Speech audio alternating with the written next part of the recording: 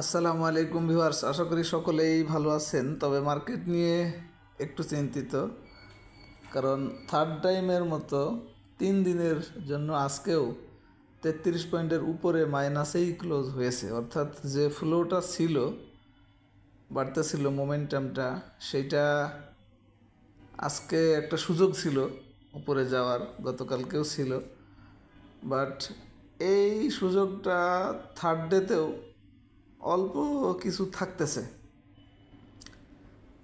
তো যদিও অনেক কমে গেছে মানে ওই ফ্লোটা, কারণ আপনারা দেখেছেন ভলিউমও কিন্তু দিনে দিনে কমতেছে।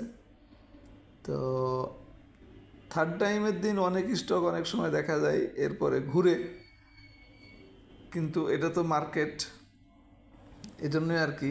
তবে এখানে একটা জিনিস খুব ভালোভাবে খেয়াল রাখতে হবে, মনে রাখার মতো জিনিস, সেটা হচ্ছে এর মধ্যে একদিন 2 দিন বাড়তেই পারে ছোট ছোট, তবে অবশ্যই 5416 ব্রেকআউট করতে হবে।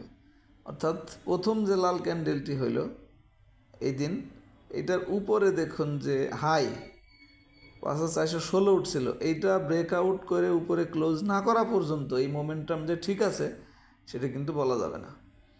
তো এটাকে মনে রাখলেই অ্যানালাইসিস বুঝতে পারবেন। আর এমনি এইখানে এই লেভেলে বা যে কোনো লেভেলে ঘোরাঘুরি করে করে এরপরে আবার শক্তি অর্জন করে ওঠা, সেটা ভিন্ন জিনিস।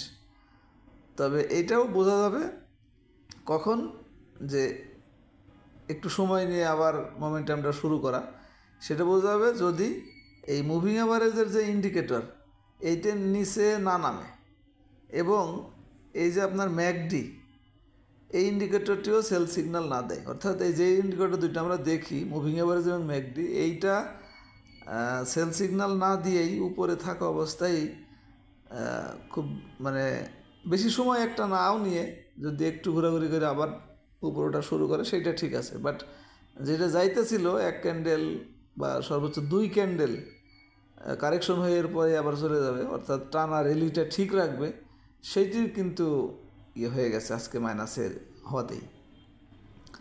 তো এখন মুভিং অ্যাভারেজের উপরেই আছে, ম্যাকডিরও উপরে আছে, আর ভলিউমটাও কিন্তু অনেক কমে গেছে। আপনারা দেখতে পাচ্ছেন আজকে 717 কোটি টাকা এসে গেছে।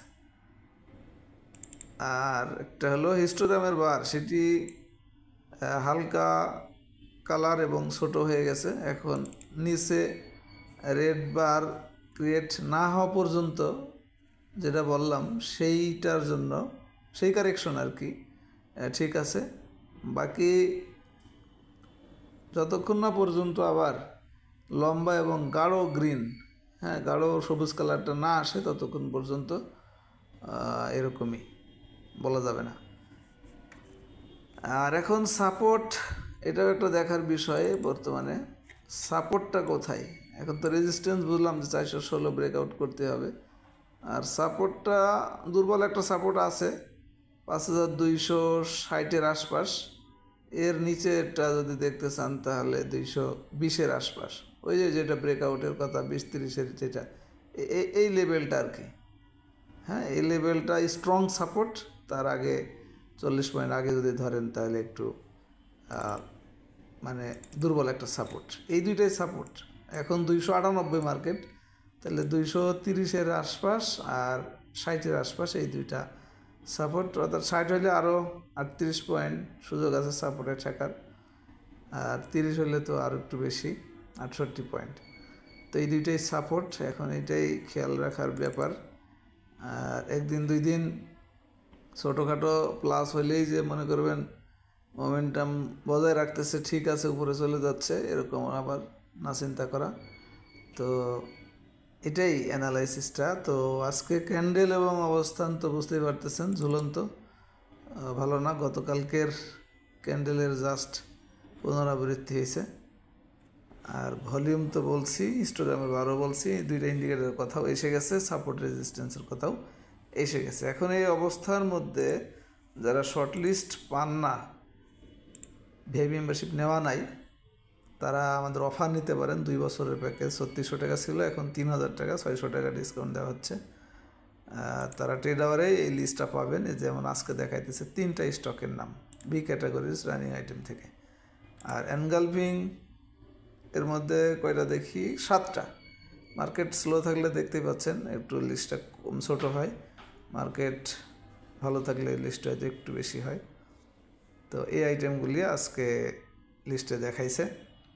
এখান থেকে সিদ্ধান্ত নিলে সহজ, এই জন্য উপরের নাম্বারে যোগাযোগ করে নিতে পারবেন। আশা করি বুঝতে পেরেছেন সার্চ রেজাল্ট, অফার এবং মার্কেটের খুব গুরুত্বপূর্ণ অ্যানালাইসিস সম্পর্কে আশা করি বুঝতে পেরেছেন। ধন্যবাদ সবাইকে সাথে থাকার জন্য। ভালো থাকবেন। আসসালামু আলাইকুম।